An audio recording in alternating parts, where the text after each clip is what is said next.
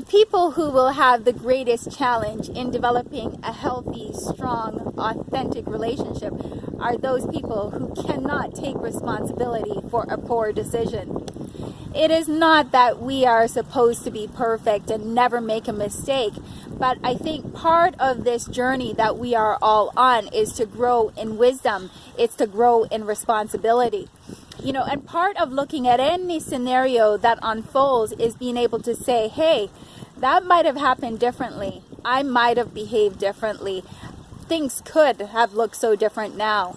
And it is in accepting that responsibility that I think we experience a level of vulnerability. And in that vulnerability is when we're actually most attractive. It's when we speak truth. Hey there, guys. This is Dr. Joan with Becoming Canada. It is day 26 of our 40-day relationship building challenge. And I am in the great outdoors. I have found another wonderful spot by a little stream here. And I am doing my post on this beautiful Saturday afternoon. Tomorrow is Mother's Day, and I'll be taking a break from my post, so I'll see you on Monday.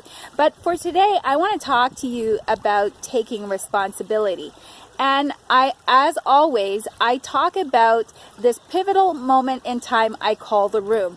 This moment in time is all about feeling, for the first time, unloved. It's for the first time feeling a great sense of doom or a sense of being punished. For the first time, you feel anxious about a great sense of unworthiness. I am not worthy to be loved. And every single one of us have one of those moments, and I call the room a spiritual place because in the room we choose to either exist in a state of fear or exist in a state of love. Eventually, all of us will have to remake the choice. Instead of living in a place of fear, we will choose to live in a place of love. For my clients who come to see me, those who are depressed will recover in as little as one session. But usually I continue to see them because old habits are hard to break. And so I will see them for about 3 sessions. And after 3 sessions, their depression is gone. For my anxiety clients, in as little as 5 sessions, they will begin the journey, the complete healing journey. And so the secret really is about looking at the decisions that were made in this place where we felt so afraid. We have to look at the decisions that were made about us. And you saw me in the mirror, and I talked about the reflection of the other, taking on, stepping into the other person's shoe, directing their talk, their comments, their intentions towards us.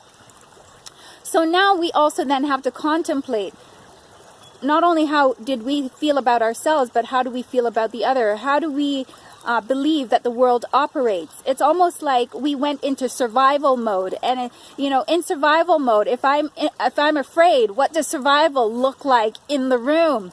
And we begin to live in survival mode until we realize, I am loved. I don't need to be afraid anymore.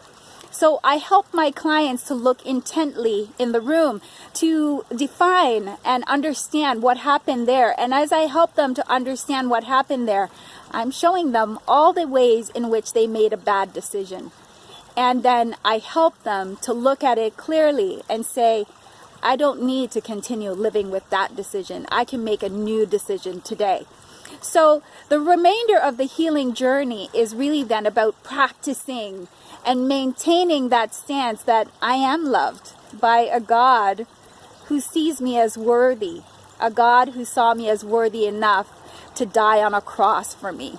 That was Christ.